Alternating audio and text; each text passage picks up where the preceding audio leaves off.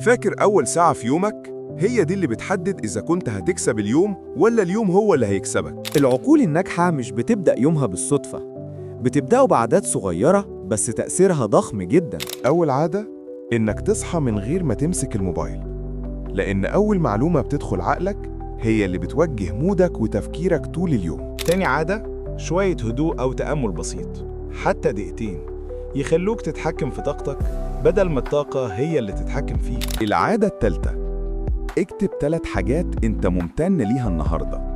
ده بيبرمج عقلك يركز على الإيجابي بدل ما يغرق في الضغط والمشاكل. العقول الناجحة بتفهم إن الصباح مش وقت عشوائي، ده وقت إعادة ضبط للنظام الداخلي. ابدأ بعادة بسيطة النهاردة، وشوف خلال أسبوعين بس إزاي تركيزك وهيئتك وطاقتك بيتغيروا تماماً. اشترك في القناة عشان يوصلك كل الجديد، وشارك الفيديو لو حسيت إنه ممكن يفيد غيرك.